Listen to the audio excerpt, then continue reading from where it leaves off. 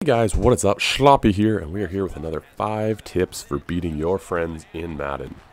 Let's jump straight in with tip number 1, run the damn ball. Most good Madden players will say this one. Running the ball is great in football because it shrinks the defense, so they have to put men into the box. Makes it so that they can't just sink 8 men into coverage and destroy your passing game.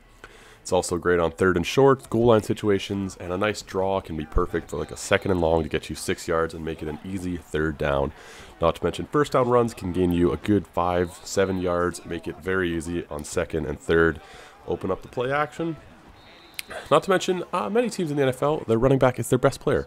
Sean McCoy on the Bills, Jamal Charles on the Chiefs, Adrian Peterson, wherever he ends up, and so on. So why not use your running backs?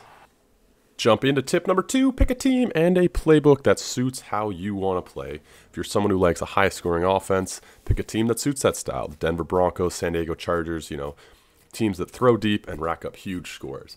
If you're a defensive wizard, like to keep your opponent's scores down, then pick a team with a great defense. Seattle's a great one, New York Jets. There are the occasional teams that have both, but they are few and far between. For example, last year's New England Patriots were an example. I can't think of any right now off the top of my head for this year, but we shall see when Madden 16 comes out.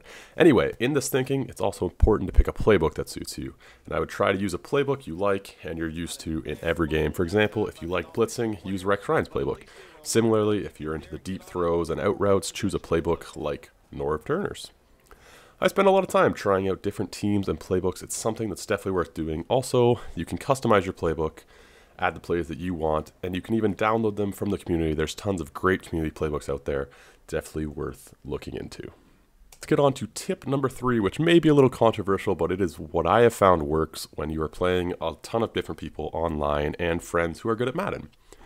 I would say playing zone defense with a minimal blitzing. This particular tip lines up with knowing the team you're playing with. Man-to-man defense works really well if you have talented corners and safeties, so think Seattle, the new New York Jets, or the old New England Patriots. When you have good safeties, good corners, a man-to-man defense can work really well. However, I find for most teams, a zone defense works well. It covers all areas of the field and covers for weaker players. A weaker safety, let's say overall below 78, will get burned by the better tight ends in the league. Tight ends are getting way better, especially running the seam. Think Jimmy Graham, Tony Gonzalez in his day, Kyle Rudolph. And not to mention, in the red zone, you will get owned by big tight ends. So zone 3 allows the corner to help out into the middle, which is great for your safeties. Anyway, zones aren't without their problems, obviously. Experienced players can pick them apart. The areas between zones, if your receivers are sitting down in those areas, it can really be bad.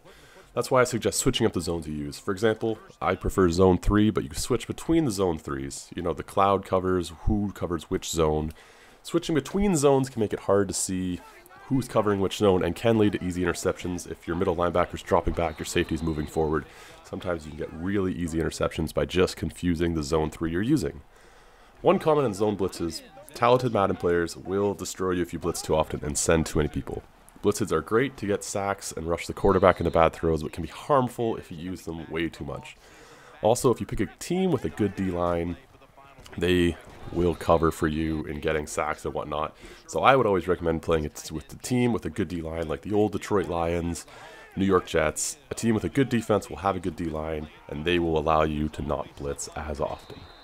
Tip number 4, now we're getting into the shorter tips. Tip number 4 is an obvious one. Don't be afraid to kick field goals. I know it's tempting to go for it when you're on the 30 and it's 4th and 3.